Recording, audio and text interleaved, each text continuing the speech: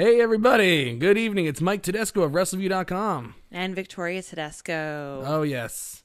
It is the 26th episode of the Post-Raw show, the Wrestleview Post-Raw show. And we thank you for joining us. We have a show to talk about tonight. We just finished watching Monday Night Raw, which emanated live from Lafayette, Louisiana. They kept trying to make it seem like they were in New Orleans. Like it was one of those nights where they didn't want to say the name of the town they were in. They just kept saying they were in Cajun country. They would not say that they were in Lafayette, though. It's just like how with WrestleMania this year, they never want to say that they're in New Jersey. It's always It's not New York City, everyone. It is in New Jersey. Isn't that so lame? It's so sad. They did that last time at WrestleMania 29. They did. We're the only state, I think, in the entire union that nobody, like, everybody just wants to equate to. No, we're just in New York. Like, we're in New York. I'm not embarrassed to say, like, I'm from New Jersey. I'm not. I know. It's just, it's so lame. I just hate seeing like that. The New York, every single New York landmark. At least when they did the WrestleMania 29 video package heading into that show, they at least showed like some mural in Hoboken, New Jersey that said like, and it was like New York /NJ. Yeah, no, you're right. I was just about to say it was New Jersey /New York. Now it's just New York. Now it's just straight up. They're not even like attempt. No, we're not. No. It's in New Jersey. Okay. And the Raw's tonight was in Lafayette, Louisiana. I know. It was it's one of those things. It's one of those things that one of those like little things that about WWE that just drives you bonkers. But it is what it is. Good to be here with everybody. It is yes. We're saying hello to Randy. We're saying hello to Goosey in the chat tonight. We got Quentin, of course. Hello Tedesco family. From Nafis Sadat. Hello. We got and Quentin Walter says it's Tedesco View. Yeah. Yes. Last night in the post pay-per-view show. Post-Elimination Chamber. Yeah. Yes, I know. There's so many events that it's very hard to keep track of. Yes. What we just watched. But it was a show. It was a show. Will Lewis. Hey guys. Hey Will. Hello. I don't believe I've ever seen Will in the chat room before. So hello, Will. Hello. I don't believe we've ever interacted before, so this is nice. Welcome to the chat. Torqueman, the Tedesco takeover continues, yes. But this isn't really a takeover. This is like our designated spot. But hey, Adam Martin is getting elbowed. Well, I'll elbow Adam Martin any day of the week. That's just my deal. Goosey and Victoria was with Doug on Wednesday. That's true. Very true. Billy Hefner, hello, sir. Oh, we got a lively chat tonight. It's very nice. That's always my favorite when there's a lively chat. I know. We like it. We like it. Keep it coming. Okay, so let's talk about this Monday Night Raw. There is a lot coming out of this show. There really is. Honestly, there really, really is. And what did everybody think of it? It looks pretty mixed right now. It is. I'm very curious. 50-50. Thumbs up, thumbs down. Wait, it's really 50-50? It's literally 50-50 wow. right now. Can you screenshot that? Can you? I'll do it later. No, because it's going to change. That's okay. This is recorded and we have it forever now. In posterity forever. Okay. 56 votes so far, and I put it up just about 10 minutes ago.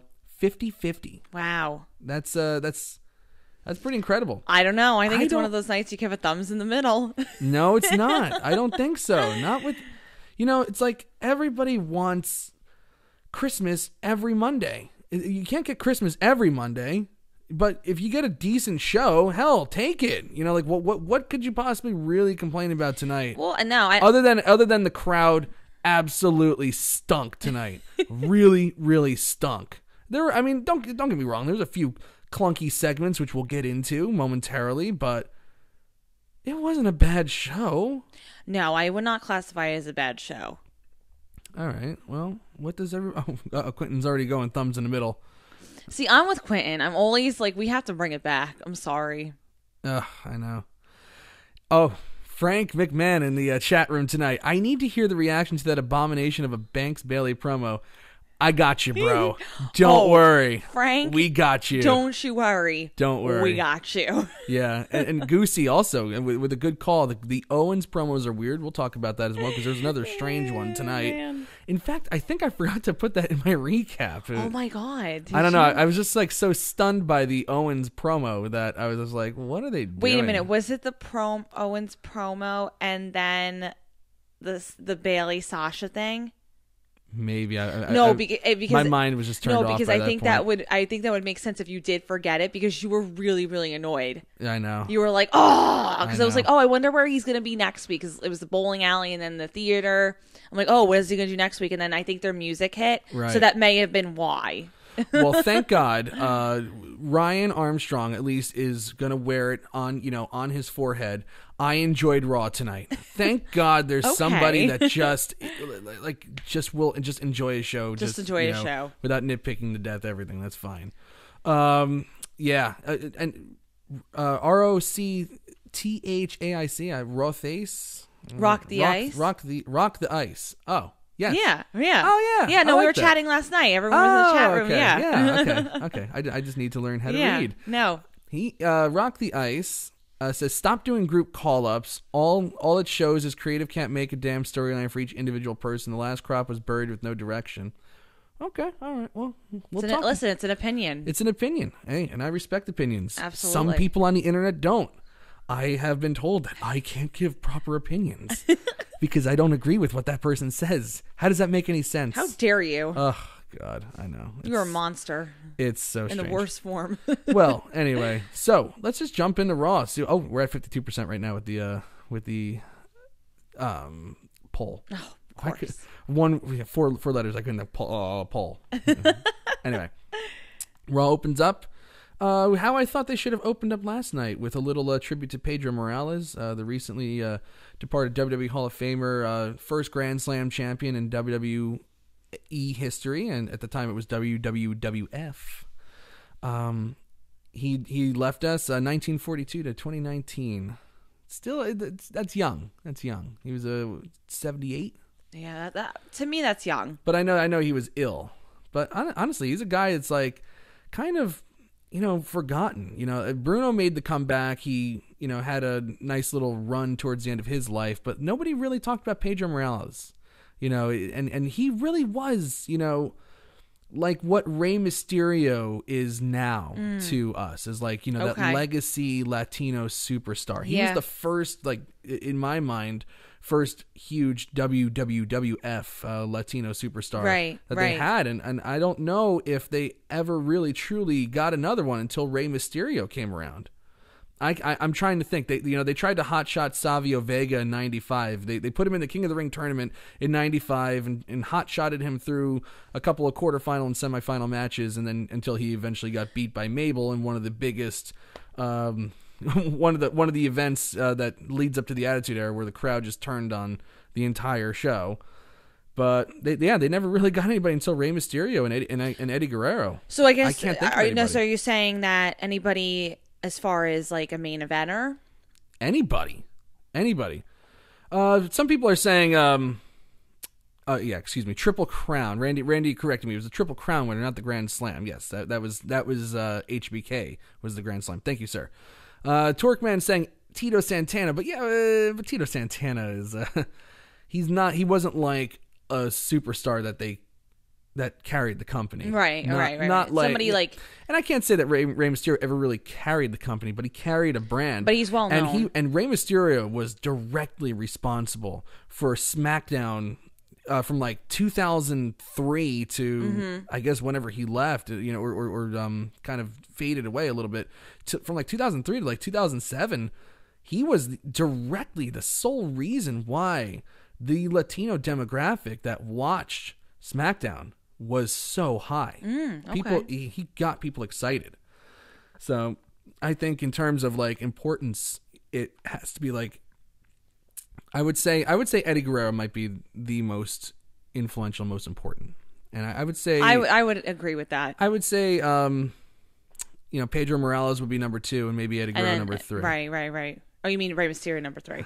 Yeah. What'd I say? No, you said Pedro. No, you said I remember what Eddie, you said now. Pedro, and then you said Eddie again. Oh, did I? I meant to say yeah. Sorry. Oh, yeah. Now everybody's bringing up Eric Escobar. Wow, what a callback. Thank you, Frank. Eric Escobar, who made out with Vicky Guerrero and then was promptly fired. And then El Torito as well. Yes, those are. I guess El Torito comes number 4. He would be the 4th one. And then Razor Ramon, who was not actually Latino, even though they tried to make him sound like he was like Cuban, kind of, but he's just a regular white guy. I guess maybe he's number 5.5, maybe? I don't know.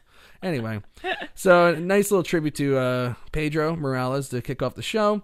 Then we get Triple H coming out. And he talks about how history was made last night with Sasha Banks and Bayley and, Finn Balor beating the almighty Bobby Lashley and Leo Rush to become the new Intercontinental Champion. And Kofi Kingston had a night and captured the heart and imagination of the world. But... And also Becky Lynch came out and showed the whole world while she will not let a 60-day suspension or knee injury prevent her from getting to Charlotte Flair and Ronda Rousey. Corporately, he has to say that if she does it again, she'll be arrested and prosecuted. Right. But personally, he thought it was pretty damn cool. So, that kind of sets up, Triple H and maybe Stephanie. I don't know, but she wasn't involved tonight. But this kind of sets Triple H up for when Becky Lynch eventually does come back. She was not on the show tonight, but when she comes back, probably at the Ric Flair 70th birthday special. Absolutely, I would say so. That's about as slam dunk as it gets. And I don't care that I know exactly probably what's going to happen on that thing. I don't care because I know that that's going to be a fire angle. It's just going to be freaking awesome. I can't wait for Raw next week for that. Me too. Just simply for that alone. But they're going to do with that. But it puts some distance between Triple H. Being a heel in this angle. It's almost like Triple H and Stephanie are almost supporting Becky Lynch, or maybe Triple H is supporting Becky Lynch. Right, maybe there's some sort of division. And his father-in-law is out of touch and wants to prosecute her and, bring in the old school, like the old school look of like what a champion is in WWE. Like he's got Charlotte that Flair hint of like, so it puts all the heat fully. Yeah, it puts all the heat on Vince and not on Triple H. Yeah, I like that. So when she eventually does get, arrested next week, of course. Oh yeah, thank you. Goosey just reminded me of Carlito, and then there's also Quentin reminded me of Juan Cena. That was when John Cena put on the mask and did his thing. Yeah. Oh, Randy got a good little comment here. Eddie would be my number 2 because 15 years after he beat Brock and over 10 years after his death, people are still doing his Three Amigos and the Frog Splash. Okay. I have Eddie. I had Eddie as my number 1. You're number 1, yeah. Yeah. Pedro my number 2. So, yeah, I like that. I like that. I'd like to know who Randy's number 1 would be. Anyway, getting on with this, and then he also announced that DX is going into the WWE Hall of Fame, and he made sure to announce last the 9th wonder of the world, China, the deceased China. I was actually very surprised about that. Who her team, which I still think it's really creepy, that somebody's dead and they took over her Twitter and they keep posting as China. It was especially weird after she died like 2 years ago, and all of a sudden it's like, I think she died on like April 19th or April 20th or something. I think it was one of those days, and it was like April 23rd, and all of a sudden it's like China posted on Twitter. I was like, well, what? Zombie Twitter. But like her team has made a real hard push for the Hall of Fame, and Triple H was initially asked about it by, I think it was Steve Austin or was it Jericho? I can't remember. I don't remember which podcast it was now.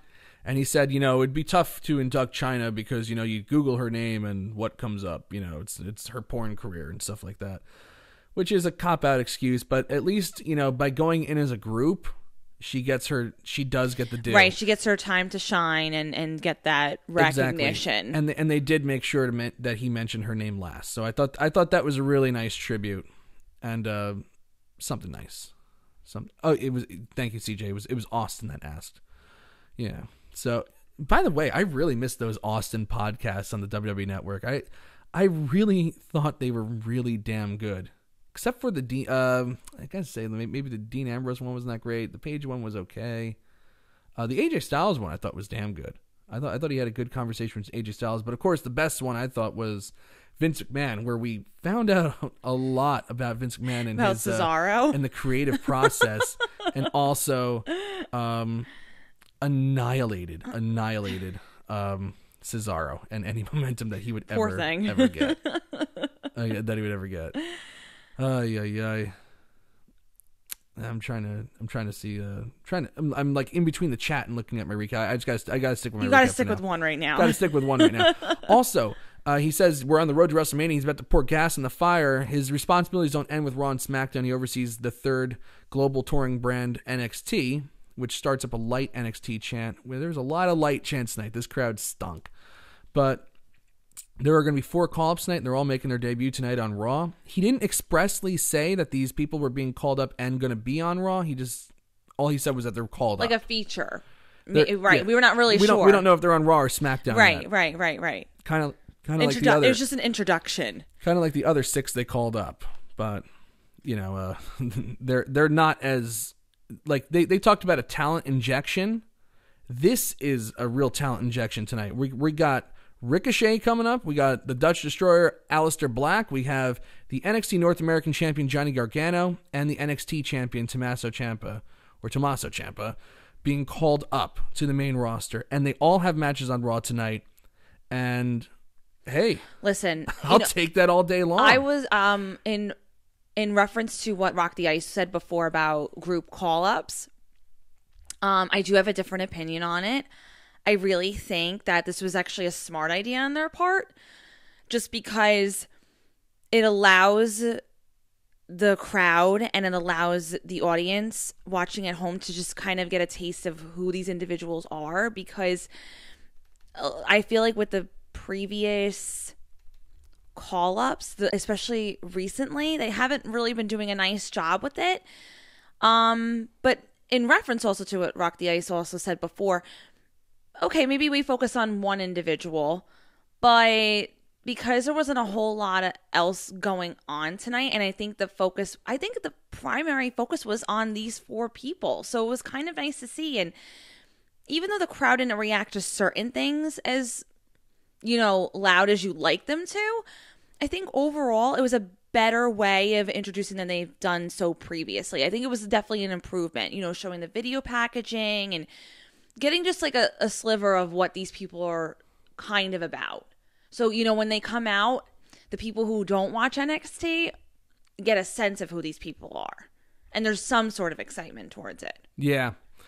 But it was really stunning, I have to say.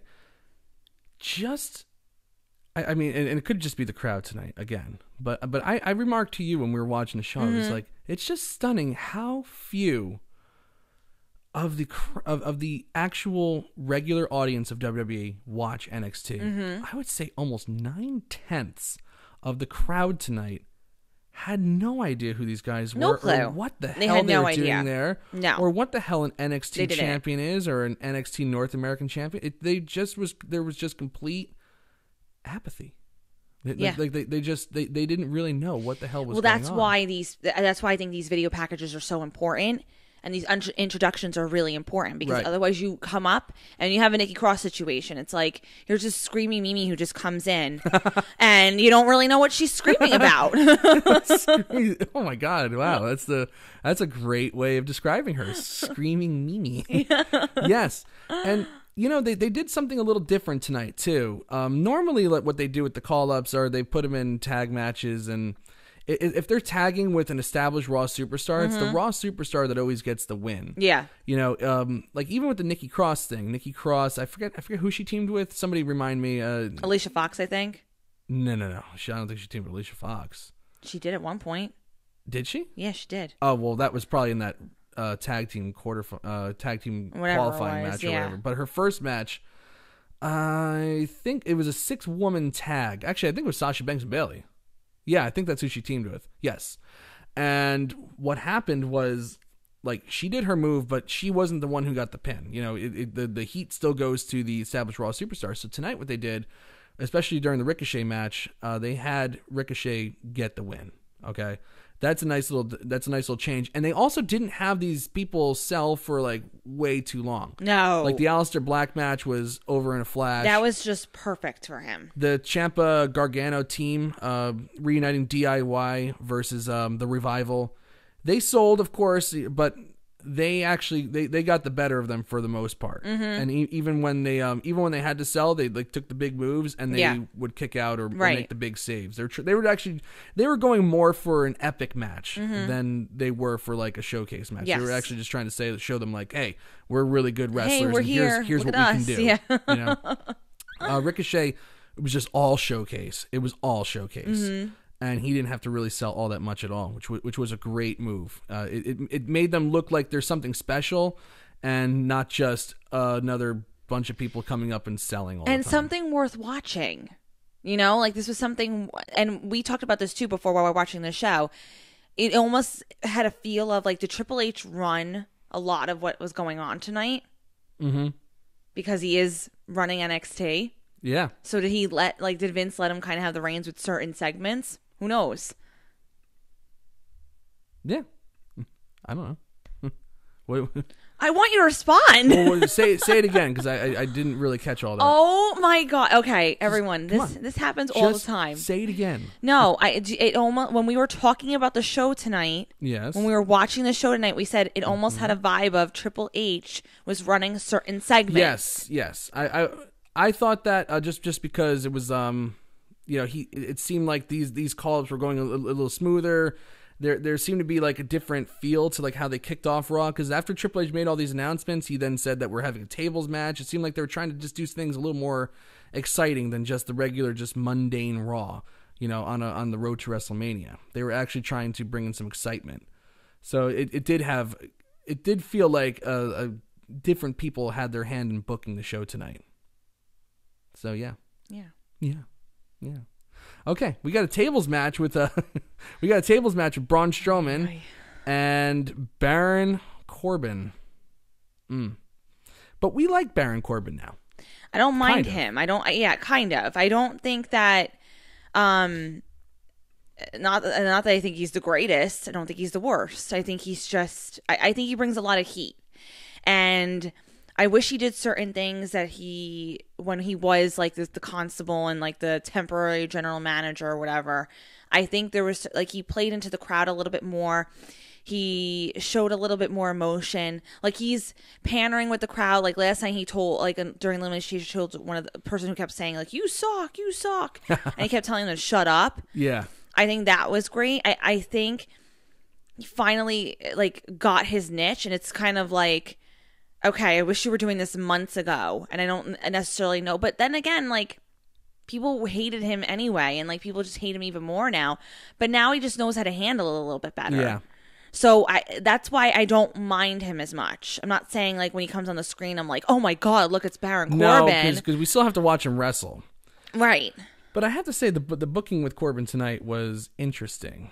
Now, the tables match, he actually beat on Strowman for quite some time. It was a while. And now Strowman was injured, his ribs were injured, I guess, from the triple powerbomb last night, which me and Doug didn't really touch on that last night, that they did the triple powerbomb mimicking the Shield. Now, why would you want to mimic the Shield? And they also mentioned that, like, another group used to do this triple powerbomb.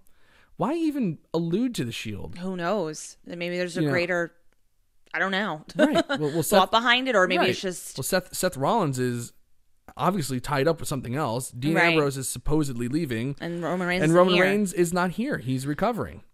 So I don't know what that tease was about. Who knows? And also, Corbin last night had Drew McIntyre and Bobby Lashley make a save for him. Yep. And neither of those two were anywhere to be seen tonight. And this was, again, another no disqualifications match. It's just a tables match. Yeah. So it's kind of weird. Yeah, a little bit strange. Especially because Baron did take a beating, and he took it well. He really, really took it well. So I don't know what the whole thing about that was. Maybe it was just like a kiss-up moment from Lashley and Drew, because maybe one day, like, Baron will have some sort of authoritative role. Yeah. Who knows? Well, like, even them teaming with Corbin, the story on Raw was that they all had something to gain from it because of Corbin having power. When they all came out last night and kind of reprised this weird heel team, it was just, there's nothing in it for them anymore. I don't know. Maybe there's still maybe in their minds there's still some sort of power that he has, even though it's the McMahons now. Well, here's another question. Why does Baron Corbin have all these friends and Braun Strowman doesn't?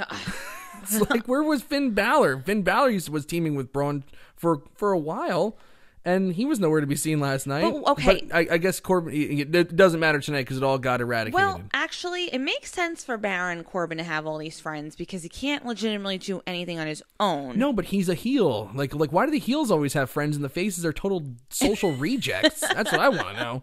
I watched the show. I'm like, what is that? Like, what, are all the faces just these like losers? Well, sometimes. No. I don't know. Well, in certain cases on this particular show, yes, they are. I don't know. I don't know what that was all about. I know. Who knows? Well, my damn hotkeys stopped. Oh, there they go. Of course, now they work. My damn hotkeys stopped working for OBS, so I have to do the weird transition so I can show the GIFs. Oh. Sorry, everybody. Oh gosh. You know how it is. You know how it be. So yeah. So Corbin really spent a lot of time with this match, just attacking Strowman's ribs, sending him ribs first into the commentary table, nearly knocking it off of their little platform, which was, I thought, pretty funny. But when Strowman made the comeback, people were actually really into it. Corbin came off the apron, and Strowman hit him with the steel steps in the ribs. That, and I'm showing it right here.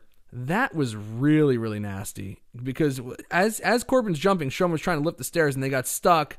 So Corbin was really close to him when Strowman finally got the stairs up, and he really hit ribs first into the point of the stairs. I thought that Corbin was really messed up for a little bit, but he got up and continued. He took a beating, so and he took it well. Yeah, that's what you said when we were watching the show. Yeah, no, I completely agree with you. I think. No, I agree with you. Yeah, no, well, it's your opinion. I know, but I said it before. This is why it's confusing tonight. Everything's confusing because I feel like I'm repeating myself. I know. We have a show before we have a show. That's our problem. Oh my god. Yeah, no, he took a beating and he took it well. Yes, yeah, he did, and yeah, so I got to give him respect for that. And then he finally got beat with that out and in clothesline. I'm trying to. They need to come up with a name for that or something like that. When he goes out of the ring and then slides back in for the clothesline, even though it's the most contrived, horrible spot. You know, if he's gonna keep doing it in matches, they gotta name it. It just has to have a name. I call it the out and in, and then he got power slammed through the table, which was a good visual. You know, not a bad match. No, not a bad match. Strowman gets some heat back. I really did not.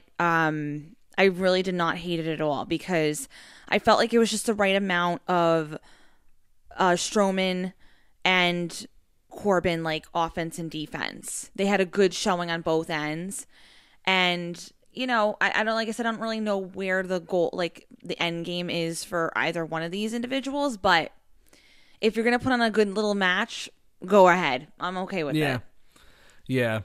But as for that out and in clothesline, it kind of reminds me of Ambrose's rebound clothesline with like that horrible contrived setup for it. It's like we got to like figure out something better for it. You know, I don't know if that's really like a spot that's like worthy of keeping. Who knows? You know, I don't know. But anyway, it was a fun little match. Now, I really can't complain too much about that match, but I have a little gripe with what happened after the match. After the match, Strowman's walking up the ramp, and Paul Heyman comes out he was going to say something about the main event of WrestleMania with Brock and Seth, and he goes up to Strowman and he goes, "Good match, now go to the back." And Strowman grabs him by the neck. And the whole crowd is now going nuts. They are really, really excited about what's going to happen. Oh my God, is Braun Strowman going to put Paul Heyman through a table? And they were chanting table, table, table. I mean, there's tables all around the ramp. There's tables, you know, there's the commentary table. There's a lot of options for Strowman. And Heyman screaming, "I'm just an advocate, I'm an advocate." And Strowman looks like he's going to do something, and then he lets him go. And then he goes to the back, and that killed the crowd. I mean, the crowd didn't really need much killing. It was more like he just finished him off. But they were dead quiet after that. Dead quiet. Yeah. And it's like, why tease something like that and have no payoff. That is like the story of Braun Strowman's entire WWE career. Am I wrong? No, you're not wrong. And the reason why you're not wrong is because with somebody of his stature, there's no reason for that. Like, he should have just knocked him to the table or just like gave him a little shove or something. No, he actually shouldn't. Like, if there's gonna be like a main event thing, like unless he's joining the main event, then you do it. Of course he's gonna power slam Heyman through a table and then be put in the main event along with Seth Rollins. But if not, why grab him at all? Why wouldn't he just walk up the side ramp and then Heyman come out and they just it's just like they kind of intersect segments, but they don't really. See, I don't really agree. Like, if I agree with the fact that if you're like, don't tease it and then not do it type of thing, but I think even regardless if you're going to be in the main event or not, I think it would have been something just like, I'm still boss around here, and whether or not, like, even though I'm not facing Brock Lesnar for the title. Well, sure, but I think, you know, like everything, especially in this, for the next like couple months here, you know, heading into WrestleMania, it's got to be like, you know, they just have to be focused on the people that are going to be in the big matches at WrestleMania, and Strowman just is not one of those guys. No, he's not, but so something like simple like that though could get him easily over. So right. and they had a missed opportunity. So even if you're not putting him in the main event, Strowman's entire career thus far has been a missed opportunity. You know, and he's way less hot than he was last year. We talked about this on the Elimination Chamber post show last night with me and Doug. So we don't need to get too much into that. But I just don't like, you know, like one thing I know about Vince McMahon is that he doesn't like to tease something that's not going to happen. So I remember the big story when it was Austin and Heyman on the podcast. Another Steve Austin podcast reference. Wow, it's just the Steve Austin show tonight. This is great.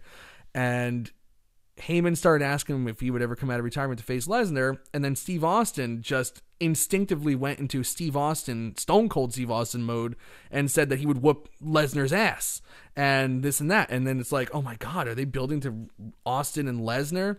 And, you know, it was the big rumor after the show. Vince was really pissed because he doesn't want to tease something that's not going to be delivered on. So why tease something if they're not going to deliver on it? Is there more to Braun Strowman? Is Seth Rollins really hurt? And they just want to tease this as a potential replacement in case Rollins can't go? There's a lot of questions. There's a lot of questions. But probably the answer is it's just they did it for no reason. Right. Which sometimes does happen. And I know that you said that Vince McMahon doesn't like to do stuff like that. But sometimes what happens a lot, especially with these writers, these things just happen for no reason at all. They're not looking at continuity. They're just looking at that like they sometimes just do things without talking to the other writing staff. Like I mentioned last night, and I forgot to mention on the Elimination Chamber show, that in the WWE Championship Elimination Chamber, right at the very beginning, they said rope breaks don't matter. You can just use the ropes for leverage. Yeah, no, I do remember. And then Daniel Bryan gets Kofi in the label lock, and Kofi grabs the rope, and he immediately gives him a rope break. It's like, did nobody like no talk to the producers of the match? No, like that happens a lot. That happens all the time. All the time. And it's not good because everything has an effect. There's a cause, there's an effect. Everything happens for a reason, as it should. But when you miss stuff like that, right? And that's why even before we were talking about with Lashley and Drew and Corbin doing what they did last night to Strowman, and then there was no real like explanation. I know. It just leaves a lot of questions, and because people do like to think a lot into it. And there are a lot of fans, especially the devoted fans, who are going to look at the very minor stuff and see what it could allude to eventually, like later on. Yeah. So you can't really do that, but it's whatever. Like I don't that's the problem with having like 9,000 people on a writing staff, and everybody wants to get their stuff in, and no one's talking to each other. You know, and probably this stuff staff changes quicker than. And there's a lot of TV to produce, of course, about that as well. You know, but you know, God, this just didn't happen when it was a smaller writing staff. It really didn't. No, and there was more quality control, and there are some things that happen.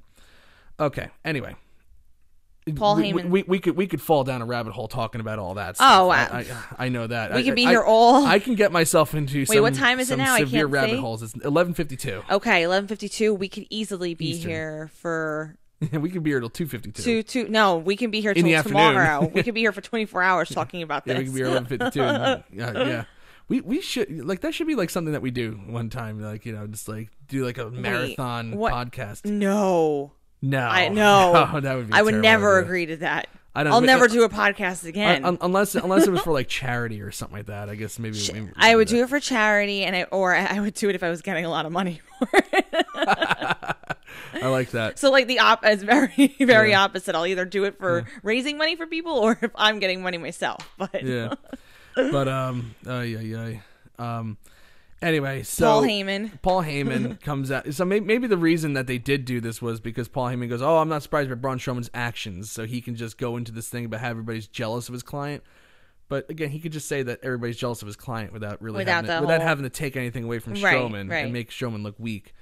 And this was the start of him doing some video packages through. This was part 1, and then they did part 2 later on the night. These are really good video packages. The story of Brock Lesnar.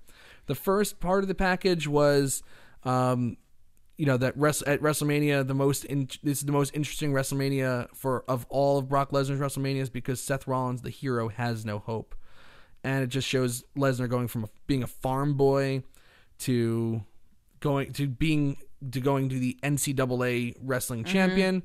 To being recruited by WWE, he made sure to say that Lesnar did not seek out WWE. WWE sought him out, which is very smart for him to do. I like that to keep making everybody think that Lesnar hates wrestling, right? Hates WWE. Yeah, exactly. Just still like a weird kind of thing. Paul Heyman's continuity, but he is good with that. And then how Lesnar came back because he left initially because there was no more competition for him, and then the competition got refilled. So he came back, and then he decided to own the championship and stuff like that. So, and then beat the streak. These were good video packages. I was very impressed by it. A nice little excited. Recap of his career and just, I don't know. You almost like are rooting for him because I know. Because you just see all that he's accomplished, and you're like, yeah, let's just have him beat more people up and just prove that he's this monster. So. And here's another, and then this happened. So so Heyman goes, he tried to get the crowd to do a burn it down chant. It didn't really happen, but Heyman was saying there isn't enough fire in Rollins' soul to burn down Suplex City. And as he's saying Suplex City, Finn Balor's music hits. So it's like, oh, are they bringing Finn Balor to say something to Paul Heyman? Right. Kind of do a little follow-up from the Royal Rumble. Yeah. And no. Balor cut him off and nothing happened. And that led to Balor in the ring talking about how great it is to hold a championship and it feels good. And watching greats like Razor Ramon, Shawn Michaels, and Ric Flair hold the title, it's been a dream. And he's proud to continue the legacy. And he plans on defending the title. And, he's just cutting that typical cheesy babyface promo, whatever. And then Lio Rush comes out to interrupt him, and Bobby Lashley attacks him from behind, and apparently Lio Rush and Bobby Lashley are back together now. So the lame breakup that didn't need to happen has been negated. I don't know what the hell's going on. Somebody made a good point last night in the chat room, though. I don't know necessarily. I got kind of a vibe of a breakup, but at the same time, though, there were a lot of good points last night in the chat for your show with Doug about how it almost just seemed like a fight, like a brotherly fight. Like he's mad at him because he did something, wrong, but he would be in his good graces again because they talked it over and what we didn't see, and they're fine and they're helping each other out. So when me and Mark, I thought that was like a good. I'm like, yeah, you know what, that makes sense. That to kind of me. makes sense. Yeah. When me and my brother Mark fought when we were kids, I used to routinely give him one-handed spine busters. I did used to do some nasty things to my but you know brother, what I mean? really Like nasty things. people do, like in that particular case, like he's the big guy, he's a little man, and like they had a fight, but not necessarily like it was going to be the be all end all like breakup at that point.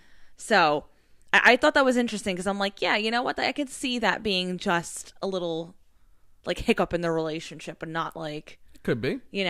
Could be. Well, that led to Ricochet making the save.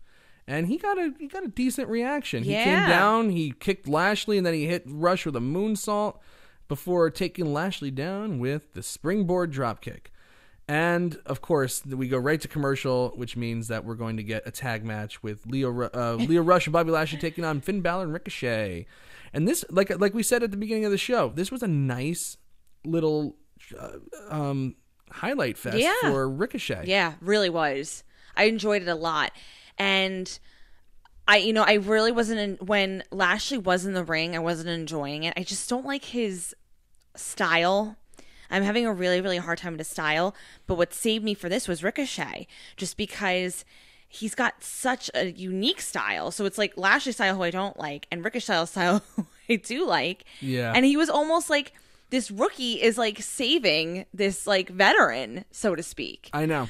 So it's really, really cool to see how this showcase of moves can kind of like, I don't know. Yeah. He does enough. He has a unique enough move set to really stand out. Yeah. Now, everybody does a dive. Everybody does a dive to the ring. You know, it's overdone. Ambrose did a dive in a 1-minute squash match. Ronda Rousey did a dive off the top rope to the floor tonight. You know, it's like everybody, you know, Sasha Banks pile drives herself when she does a suicide dive. You know, everybody does a dive. Right. But Ricochet has a little extra on his, and it looks so fluid and so graceful. Absolutely. He could be something really special. He definitely could be something really special. He really, really could be. And I think he showed that tonight. I really did. And I think that was a nice, and it's like I talked about on the show last night. People really crave something different. Yes. Everybody gets trained at the performance center by the same people. Yes. So they learn the same tempo to matches. They learn basically, you know, you have to sell for a little while and, you know, build your matches this way. This is how all the matches come out. You know, the performance center makes people very, very cookie cutter, very, very WWE style. I don't think it's that bad for people to come up and have a different pace, a different style. I agree. And kind of challenge the person that they're in the ring with to kind of go at their pace. Yes. Ricochet has, you know, he caught on to the WWE style very well, but he also has a different flow and pace to his stuff. He had his own flair still. You know, yeah, exactly. His own flair. Like, even with his comebacks and, you know, the bouncing around, he just seemed like a step ahead of everybody, which was nice to see. You know, kind of speed things up a little bit. I think all these, particularly these four that came up tonight, I think they all have like they all are coming up organically. It looks like for right now. Yeah. I know it's only like only one match they were in on the main roster tonight, but still, like really, really, really well. They adjusted very well considering you have all these different people that you know, and it's not rehearsed. It's not. Like, this is live. Here you are. Like, show what you got. And they did. Yeah. Yeah. He definitely stepped up to the occasion and rose up to it. So yeah.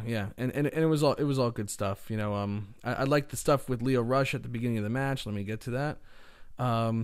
You know, like they did the same spot kind of during halftime heat, you know, where Ricochet and I think it was Gargano. They were just kind of just doing stuff, and they were just showing each other that, you know, like, oh, well, I can counter this. You know, Rush goes for a Hurricanrana, Ricochet lands on his feet. You know, Rush is like, oh my God, what is going on here? That was good stuff. Right. I also liked Ricochet teasing a flip, and everybody was kind of excited for it. He teased doing a flip on Lashley, and then he did the handspring, just landed on post. That was good. People were definitely excited. And when Ricochet finally got the hot tag after Balor was selling for a while, it was great. Yeah, it really was. This was like one of the few times tonight that the crowd was really on their feet. Yes, which was nice. And he did a Fosbury flop on Leo Rush before finishing him off with the 630. What a beautiful move that is. That is such an awesome move. Are you showing a GIF right now? I am. Okay. Yeah. Of course. You have to. I can't describe it. You just have to see I it. know. I'm sure everybody in the chat room has seen it before, but damn, that's very, very impressive. It was good. He didn't have to sell too much. I did like, you know, Ricochet versus Leo Rush at the beginning of the match, and then Ricochet versus Bobby Lashley when Lashley got tagged in.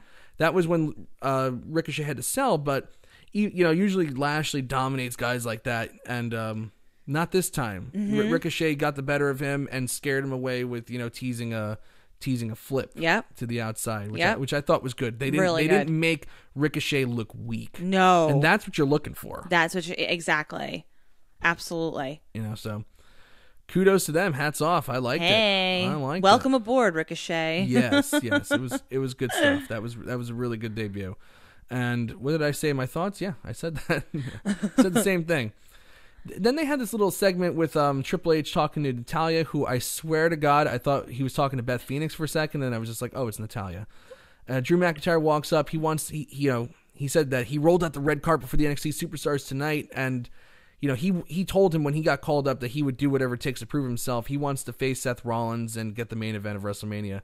Then Ambrose walks up and says, I'm not doing anything tonight. What about me? And slapped him in the face. And that was a nasty slap. I enjoyed that a lot. Yeah. I really did. I did too. Let's skip around a little bit. Okay. Let's go to Raw Tag Team Champions, The Revival versus NXT Champion Tommaso Ciampa and NXT North American Champion Johnny Gargano. The reuniting of DIY. I loved it. I loved it.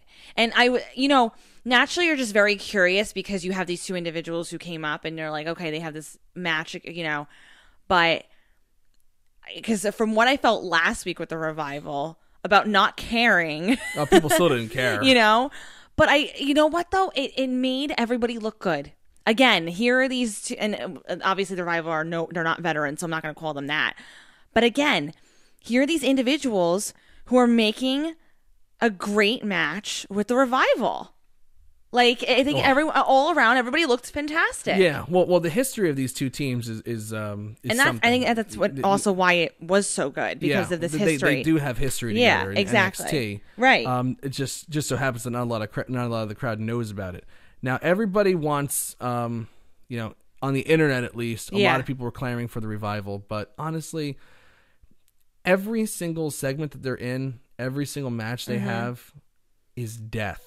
The crowd just doesn't care about the Revival. They don't care about them as heels or anything like that. And that kind of carried over into this. Yes, this crowd was ass tonight. Yes, this crowd stunk. But it's a running theme with the Revival to have dead matches. And they work hard.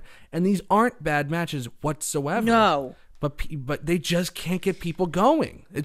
I don't know if it's the look. I don't know what it is. I think I have an idea. I'm not going to say I know for sure. Please. But I think proving tonight the way that they introduced these two individuals, right? Mm-hmm. So you have a little bit of a backstory about who these people are, and you have all this hype, and everybody was talking about these four people, and look how they came in versus how the Revival came in.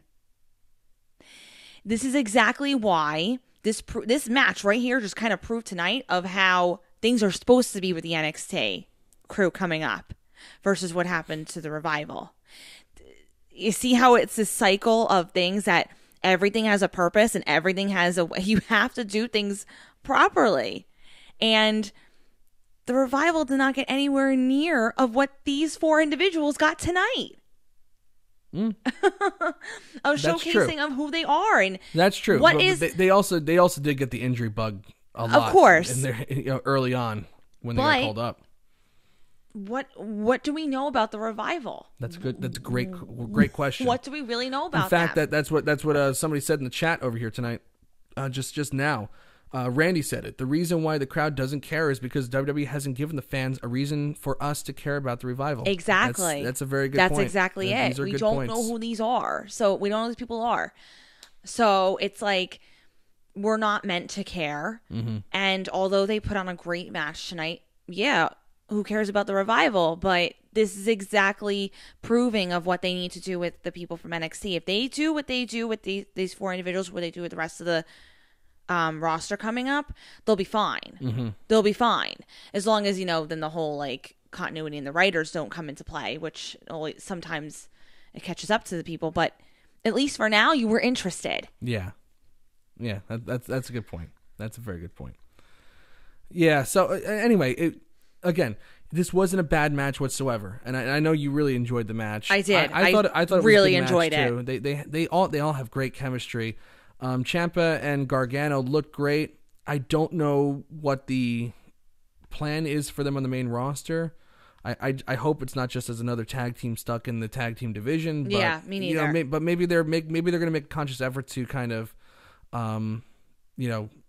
make the tag team division on Raw a little better, right? With an injection of talent there. But I actually think that Gargano and Ciampa are better suited, doing something else other than just being tag team division fodder. So yeah, I agree with that. Even though even if they try to change the look of it, it will still have a stink on it for some time. If you don't mind my saying so here. So yeah, Gargano Ciampa win. DIY, the reuniting of them look good. So that's that. Then there was this right after. I'm only saying because I just saw it just right now. They had this weird segment with Finn Balor and Ricochet backstage with Charlie Caruso. Oh. And Charlie goes, she mentions that Johnny Gargano and Tommaso Ciampa just beat the Revival, but I don't want to talk about their accomplishment. So why the hell did you even mention it? What the hell did that have to do with anything? Oh, man. What the heck? These announcers backstage are atrocious. Okay, it's like, I know we say it all the time. They stink. You want to know why they're atrocious? Why? Because they never pursued a career in WWE. It was whatever they were pursuing beforehand, and then they're like, oh, hey, you want this job at WWE where you're going to be on camera and whatever. But they also script them, so it's just but like. But Charlie Caruso has no clue who's who and whatever. Like, she probably has to get reminded, like, wait, who's this guy coming up tonight? Who am I interviewing? Ricochet? I can totally see that being a conversation. Like, her, in her mind before she's interviewing, she's like, oh my gosh, who is this? I hope I don't mess up their name. Like, what am I... Listen, I could totally see that being the case. So if you're not actually into the product, with the exception of Trish Stratus, who was not pursuing a career and was modeling and then, got into it and then actually wound up being amazing at her job. These girls don't care. These girls don't care. And then on top of this bad writing, it's like, oh my gosh, it's really a recipe for disaster. Yeah, it is. It's ugly. It's ugly. The backstage announcers is just. Sorry, I went on that little tangent of oh my gosh, who's that? I think that if I didn't know any better, I would think that you were backstage watching her prepare. Anyway, that was a weird ass freaking interview segment. They had Ricochet cut one of those mushy gushy baby face promos, but he seemed a little nervous whatever. too. Yeah, but he seemed nervous, and he almost it seemed like he forgot his line. For a yeah, second, he definitely did. But and then he made the comeback. So still really good. Well, damn it, this guy can't talk. We can't use him. No, Dad. No, we can still use him. Come on. All right, Frank. Now's your time. Sasha Banks and Bayley make their entrance. Let me just set the stage for you. It's boss time. Nobody got on their feet. Nobody was cheering. Nobody seemed excited. Even when the crowd was hot at the beginning of the show, when Triple H mentioned the history, making first ever women's tag team champions, which they're not the first ever, by the way. BTW. But even when the crowd was hot, there was no heat for this. And then they come out and there's no heat at all. They literally ran around the ringside with their titles, trying to high-five people, and some people put their hands out, and some people just let them walk right by. Had no interest in high-fiving the TV celebrities. It was sad to watch. And then they get in the ring. Oh my god! And they're just waiting for a reaction, waiting for the waiting for the "You deserve it" chant, and then some marks started chanting "You deserve it," so it picked up ever so slightly, but it was just quiet. And at that point, and then as soon as they heard it, they're like, "Stop, let's let it build," and it never built. I would rather have complete silence than have that happen, because that's even worse. Oh my god, that's even worse. They were talking about, Bayley was like, "Oh, I'm at a loss for words, and now we're the champions. So this is great." And then a very light yes chant started up, which made Sasha Banks gush. Oh, she was so giddy. Oh my god. And then they just said that they're going to be defending the titles against people past, present, and future. Setting up a Trish Stratus Lita match, I'm sure, their dream. The titles will also be defended on SmackDown and NXT. And Bayley says these titles are special to the entire women's division. Good God. this Go for it. Go for it, honey. Okay. Go for it. I will.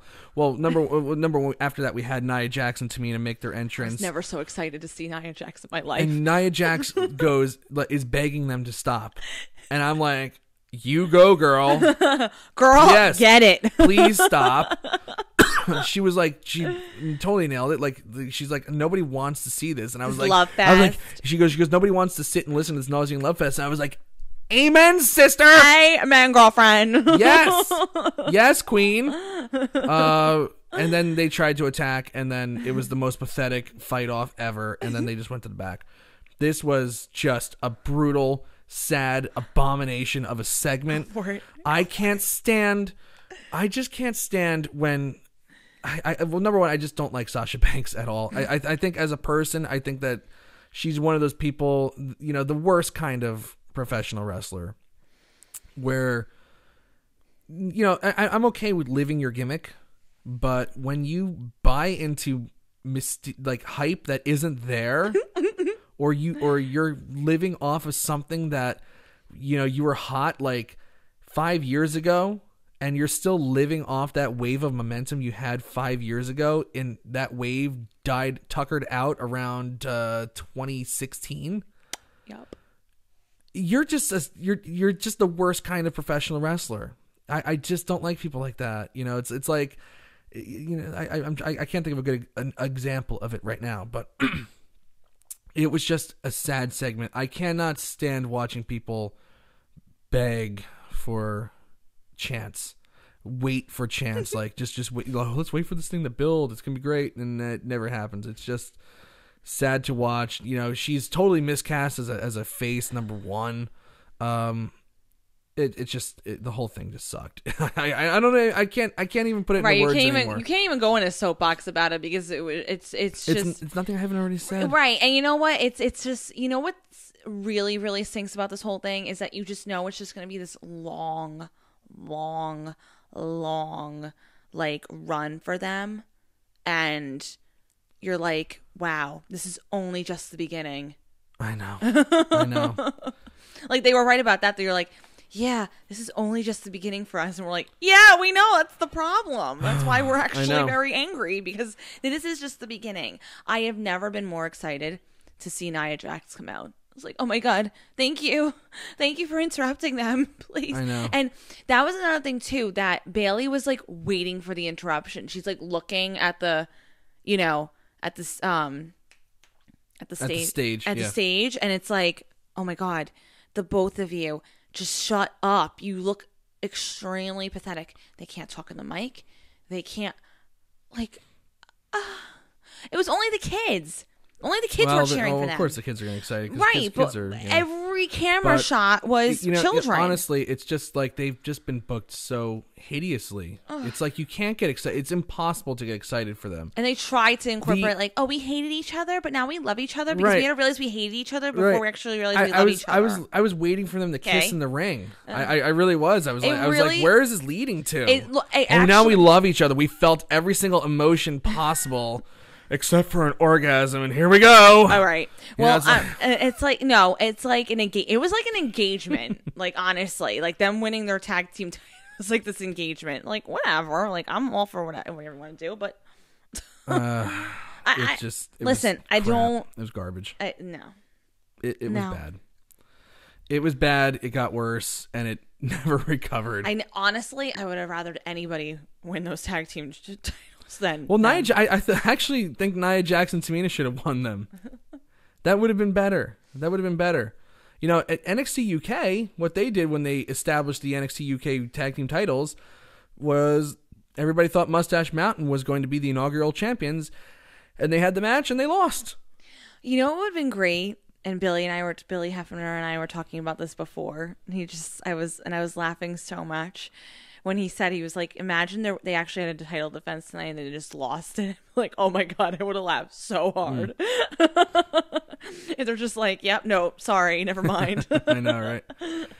Torqueman has a good point. Sasha's pissed off that her perception of her fame is so far above her actual fame. She believes she should be the center of women's wrestling. Yes, I agree. I agree, too. And when they did SummerSlam this year, oh, God, it was so funny. Like, they had all these, like, superstar meet and greets all around, and Sasha Banks was, like, all the way across town. Basically, she could have just been in the Bronx or something like that. At some toy store in the Bronx. Like, nobody cared.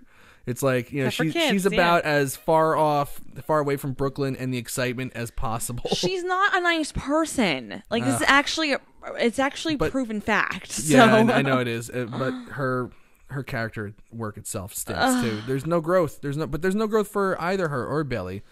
And Bayley is just like, but Bayley's she lost just sad. all of her momentum. See, Bayley is just very sad.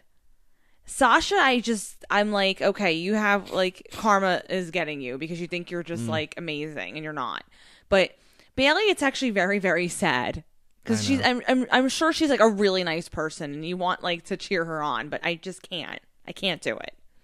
I'm not rooting for you girls. I'm sorry.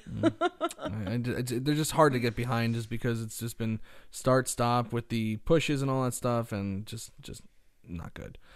Anyway. We got Ambrose versus McIntyre. McIntyre crushed Ambrose, and that was the end of that. So where are we then? Is this like a work with WWE? Like, okay, we're gonna make you think he actually is leaving, and we're punishing him. Like, what is this? I know. It's. I don't know. Well, I think they want you to think that he's just leaving, and. Probably, maybe because he is leaving, or maybe he's not. But either way, they want you to think that. I don't know. And they want you to know it, too. Okay. That's that. Let's see. Moving on, we also had, after the second Paul Heyman video package, Seth Rollins is interviewed backstage, and and Charlie asked the just absolutely stupidest question. Do you have any regrets over choosing to face Brock Lesnar at WrestleMania? Brock Lesnar? No, because if they somehow botch Becky Lynch and make her lose all her momentum, I'm going to be in the main event with Brock Lesnar. That's like, you know, I wouldn't be in the main event with Daniel Bryan, that's for sure. So he's like, you know, every single thing that Paul Heyman said about Brock Lesnar is the truth. Where he mixed it up is he's not walking to WrestleMania with a death wish. He's walking in with an acceptance of his fate. Lesnar needs to accept his fate because at WrestleMania it's all over for him. His reign of terror is done. And as for me, Seth Rollins, whether I leave on my own 2 feet or on a stretcher, I promise to leave WrestleMania as the Universal Champion. Great promo. Good promo. Yeah. No, not great promo. Good promo. No, I think it was great, and it was great for him because I love Seth Rollins. Sometimes he can get a little hokey and not mean to, but it still works for him because he's just amazing. But that really just, he sold it so nicely. So I'm going to say it's great. Okay. All right. Yeah. It goes either way. It's either good or great. You know, pick your poison. It's not really the worst poison. No, definitely not. After that, they had Dean Ambrose come up. It's hilarious. Which was kind of cutesy. And he goes to Rollins, where were you tonight? You know, why weren't you out there? And Rollins asks if he can. Have you completely lost your mind? And then Ambrose puts on this great face. There it is right there. And he goes, and he walks off. Kooky Dean Ambrose, which is exactly what he wants to be. Yeah, I'm sure he loves doing the kooky thing, but it works. You know, the crowd was dead. By this point, they were dead. But when Ambrose put on that face, they were laughing. Yeah, they really enjoyed that. So, yeah, there's also that. Oh, what else am I missing here? I think there was something with. Was there something with Heavy Machinery? Yes. Yes. When Charlie Caruso comes out. Right. And then remember Lacey Evans came out. Yes, I'm just trying to find where that was. I can't remember like when that happened. I don't remember either. Oh, that was right before the DIY match. And I skipped over this segment just because there was Zack Ryder and Kurt Hawkins versus Lucha House Party. Oh. Yeah. That happened. So that happened. Yeah. Kurt Hawkins' losing streak still continues. Nobody cares about that match. Charlie Caruso came out to the stage to interview Heavy Machinery, and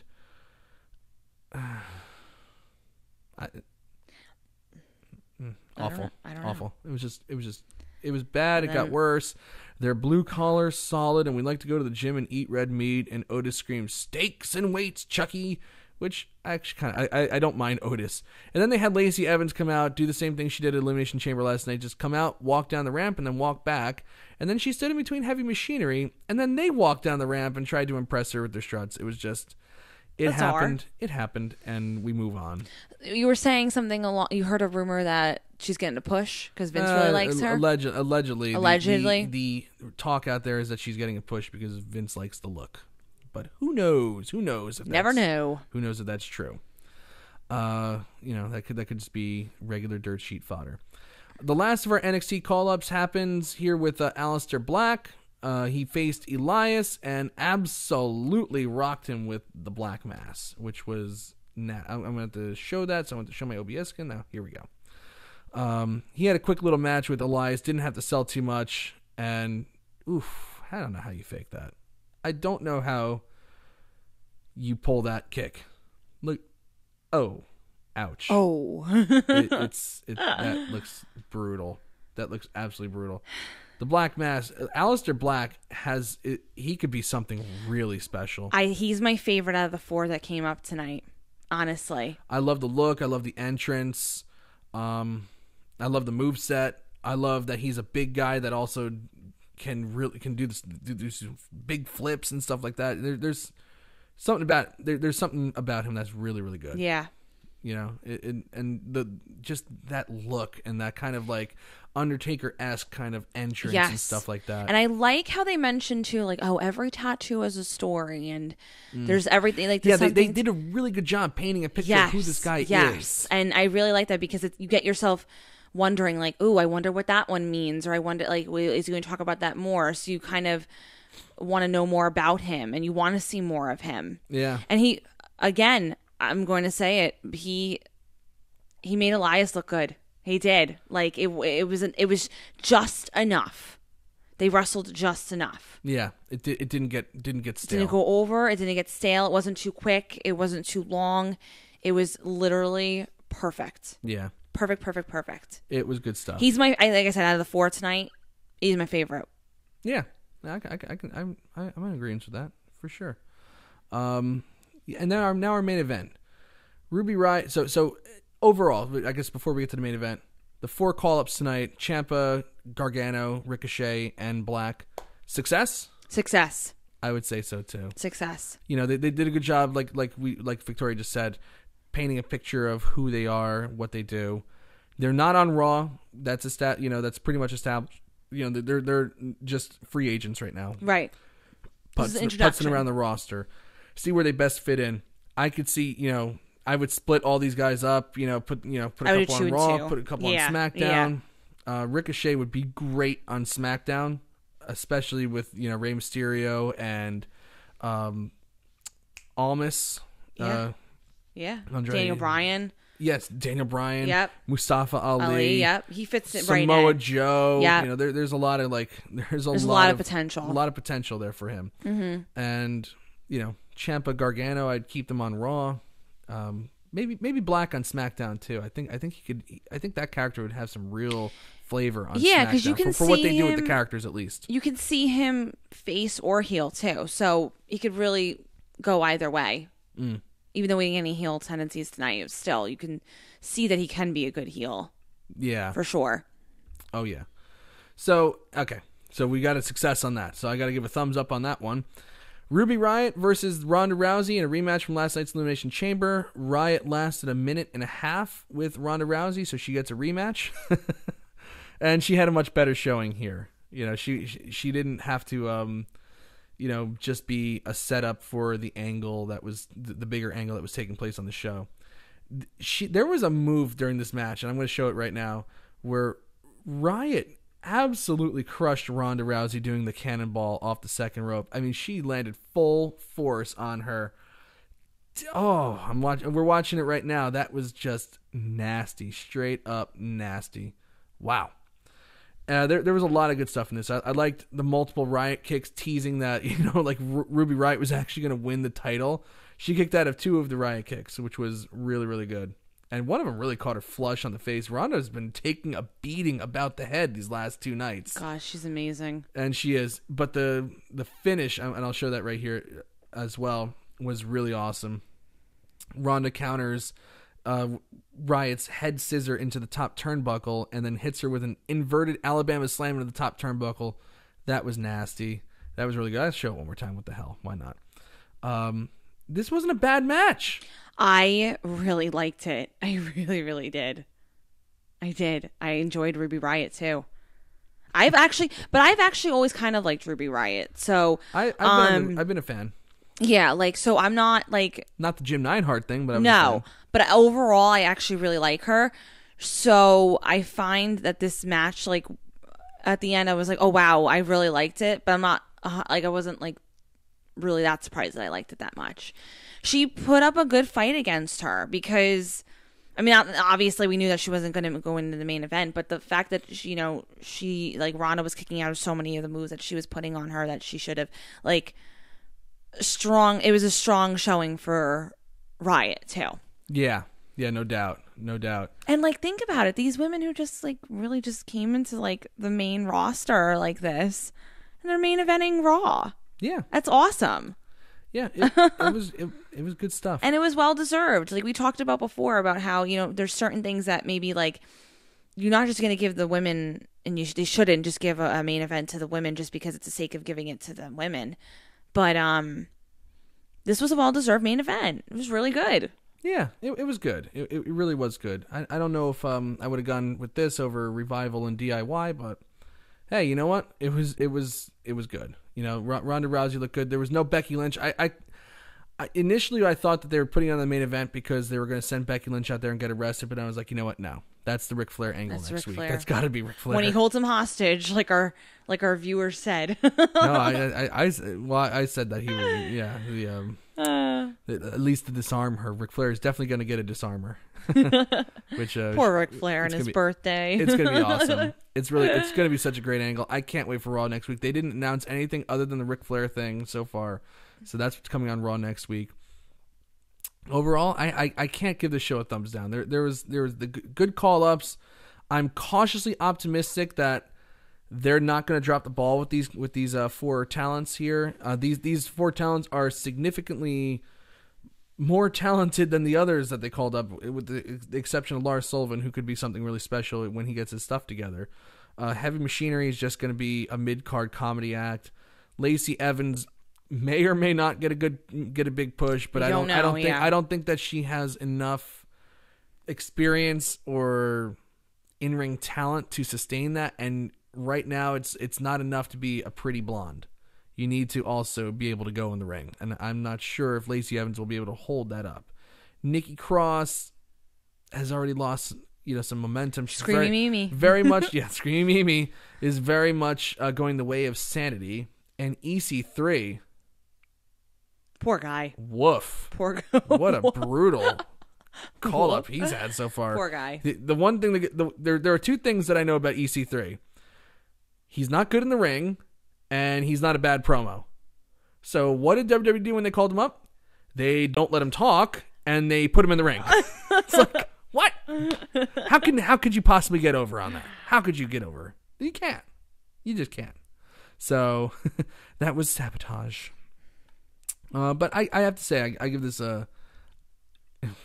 If I just don't factor in Sasha Banks and Bayley, this show gets a thumbs up. I give it a thumbs up too. Yeah, I gotta give it a thumbs up. Let's see, is it still 50-50 on? No, he's supposed 52 or something. Well, it was 50-50 for a while. Now it is 56% thumbs up. Okay. On the Wrestleview Twitter page. 56% thumbs up.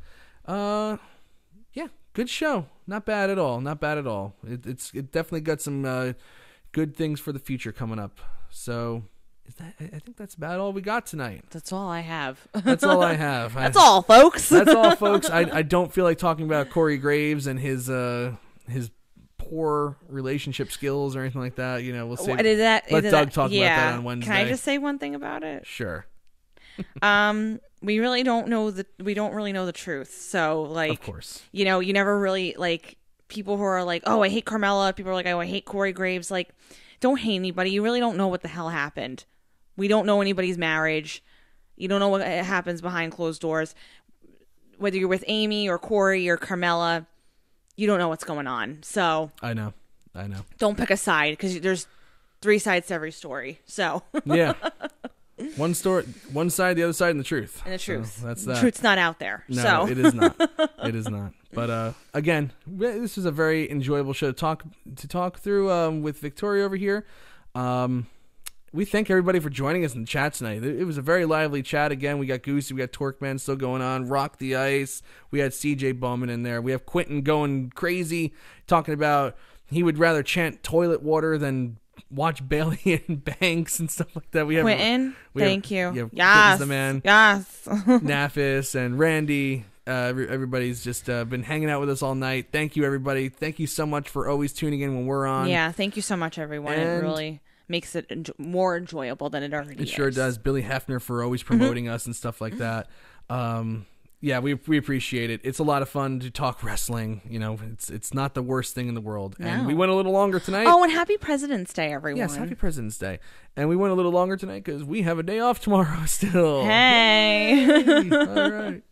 So, everybody, have a great night. Thanks for joining us. We'll see you next week for Post Raw number 27.